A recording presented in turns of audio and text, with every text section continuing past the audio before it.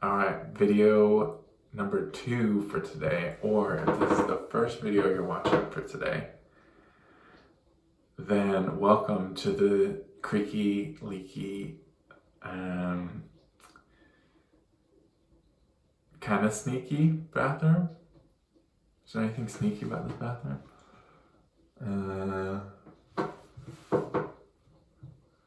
I don't know, is this gross to have up here? Maybe that's gross. Maybe I shouldn't have. I mean, it's not dirty toilet paper. If I had rolls of dirty toilet paper, that would be gross. But, okay, so these are gonna be sneaky now because you're not gonna see them. Can you still see them? Yeah. Alright. Okay. This is now the sneaky bathroom because there's toilet paper down there. Okay, so the other thing that I want to talk about today is drug stuff, and I think this is a fraught area to talk about, and especially I wouldn't say that I am the best person to talk about drug use or anything like that, but I just want to talk about my experience and a particular feeling that has led me to want to to not use drugs, and that includes like sugar and caffeine, like really like whatever alters your mind and can sort of create a dependence, not even necessarily an addiction, but a dependence. And the feeling that I just wanted to describe, because I feel like for a lot of, well, at least for me, I felt like I was always able to moderate and control like the amount of whatever drug I was using. And when I'm saying drug, I guess I'm meaning like, because it's kind of a tricky word, maybe I mean like mind altering substance. I don't know, but you know what I'm talking about. And it's like, I wouldn't say, I wouldn't say like a regular meal is like a drug, even though probably you could argue that it is. I'm sort of talking about like something that you could live without, I guess, but you're taking it for the experience of it.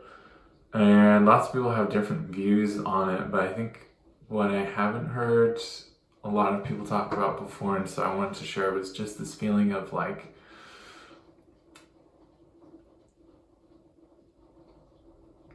oscillating between this feeling of when I wasn't having a drug, be that caffeine or alcohol or whatever, when I wasn't having it, I was thinking about it, or it was sort of on my mind. And when I would have it, then I sort of would have this feeling in the back of my mind of feeling of like I'm not being the real me because I'm being me through the filter of this substance. So, and that just sort of like that back and forth, even though I felt like my use of different substances I felt like I was able to control it in a way that it wasn't having, an overtly detrimental effect on my life. I think it definitely made life feel pretty miserable a lot of the time, because if you're oscillating between, pretty much only feeling good during this sort of high period of like using that drug. And then once that starts to go down a little bit, then I just feel bad. And then I think about like, oh, I'm not being the real me. And then I feel inauthentic because of using this substance to like do something, be it, socializing or anything like that. And so that's sort of the main thing that I wanted to share, because I think a lot of the discussion around substances can be really dire, or talking about your physical health or even your mental health. But I think the way that I heard about the negative impacts of mind-altering substances described was that they would ruin your life, or they would make you do like stupid things and get injured, or all of these sort of like overtly bad things. And even on the mental health side of things, the mental health issues described would be, certain drugs may lead you to have a psychotic break or something like that. It was all presented in the way of, if you take these things, you will not be able to function well externally. And even the mental health issues described around drugs are feel like they're presented in a way to sort of guilt you out of using drugs. But I don't think that definitely didn't work for me, because of the feeling that I described, where when I'm using drugs I felt inauthentic, and when I wasn't, then I felt like I was missing something, or had sort of this empty, depressed feeling. And I think that can have a really detrimental, or definitely had a detrimental effect on me and my general satisfaction with life, because I would only feel satisfied in these small gaps of time, when sort of the high of that substance was sort of blotted out any of my conscious mind, if that makes sense. So yeah, so I want to share that experience, and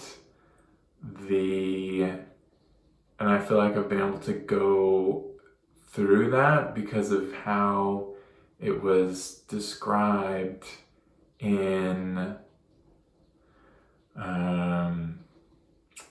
I'm just thinking for a moment. I'm just thinking if I should. Well, I feel like if you listen to this point, then I feel like maybe this has resonated with you, or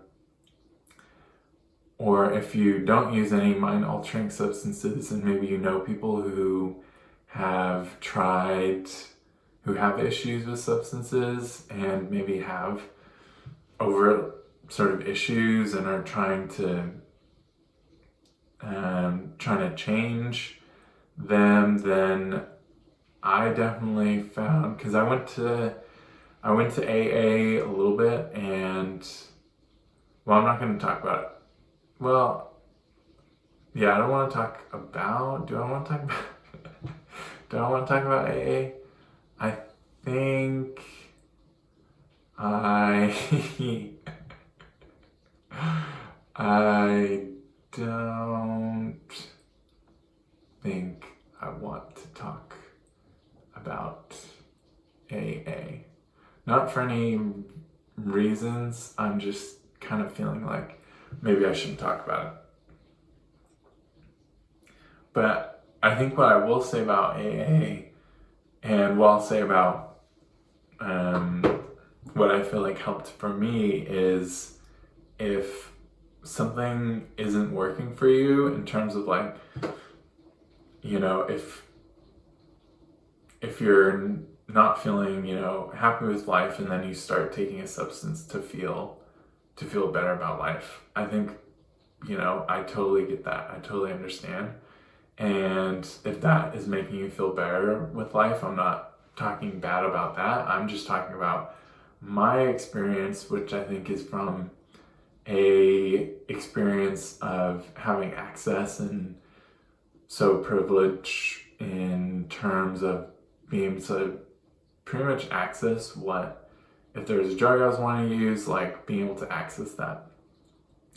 So yeah, I'm not talking down on anybody, any point or any feeling or any space you're at, because I definitely feel like there are points in my use of substances where this message would not be one that I would be receptive to. And so maybe there's something that you're supposed to get from those substances, so I don't think they're bad. I'm just saying the experience that I really didn't enjoy was being in a state where substances were no longer giving me any sort of like extended feeling of relief, because I only felt a sort of momentary high with using that substance, again, be it like sugar, caffeine, alcohol, you name it, and then immediately feeling like I was being authentic, so feeling bad, and then wishing I had and then afterwards thinking about that drug in a way, or that substance, in terms of like, oh, I want to use it again. I think the classic example with like drinking too much, and then the next day it's like feeling really bad and having that genuine feeling of like, I never want to have alcohol again, and it being such a strong feeling. But then a week or 2 weeks later, there's sort of like an empty feeling that comes, and it's just like, man, this is like such a bad feeling. I would rather drink and feel that momentary high and then feel bad about myself than just continue to be in this sort of like oblivion state. And so the resource that helped me was this book called How to Control Your Drinking by Alan Carr. And I heard about it because I saw a comedian whose name I can't remember, but she was basically talking about how she read this book and immediately afterwards she didn't drink again.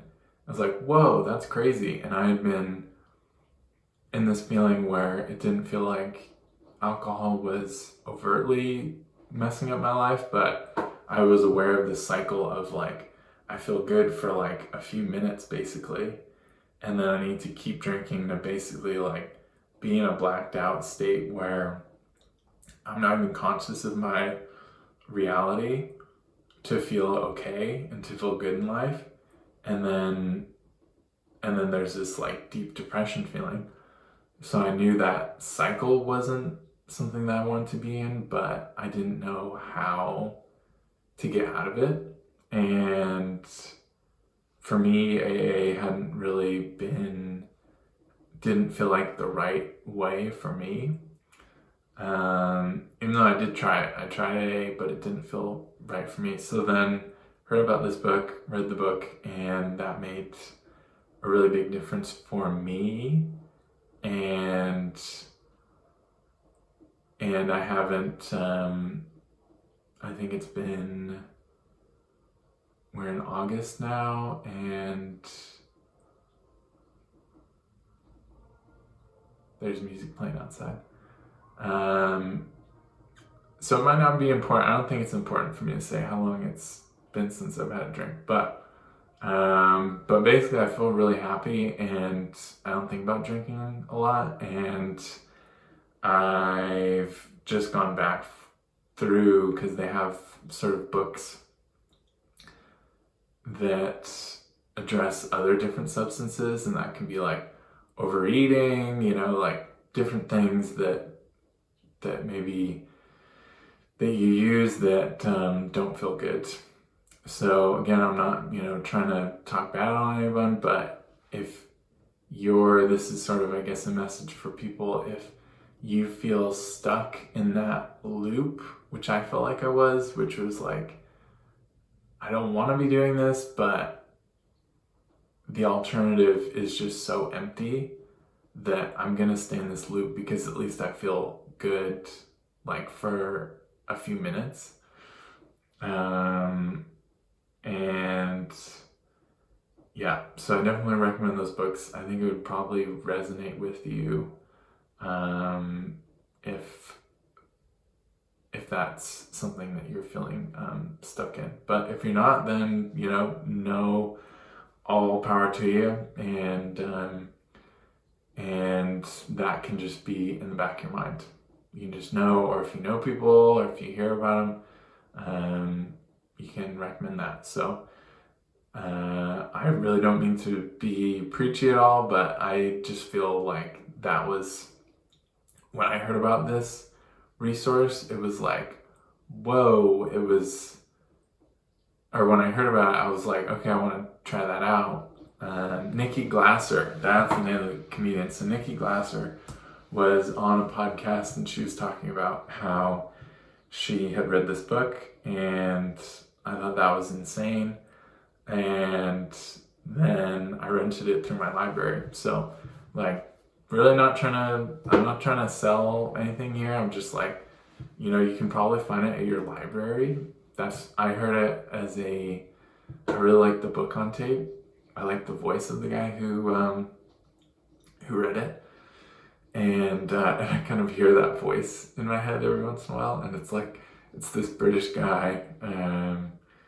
And so they have really good resources on all these different things. And if you start to have that feeling with any other substances, things in your life, I definitely have found that their sort of like method, the easy way they call it method, is has worked like every time, and not in any sort of like trick way. It just like it like, yeah, I'm not even gonna talk about it, because if you've listened to this and you think this could be interesting, then it could be interesting. And maybe if it's not, then that's interesting as well. So that's about all I have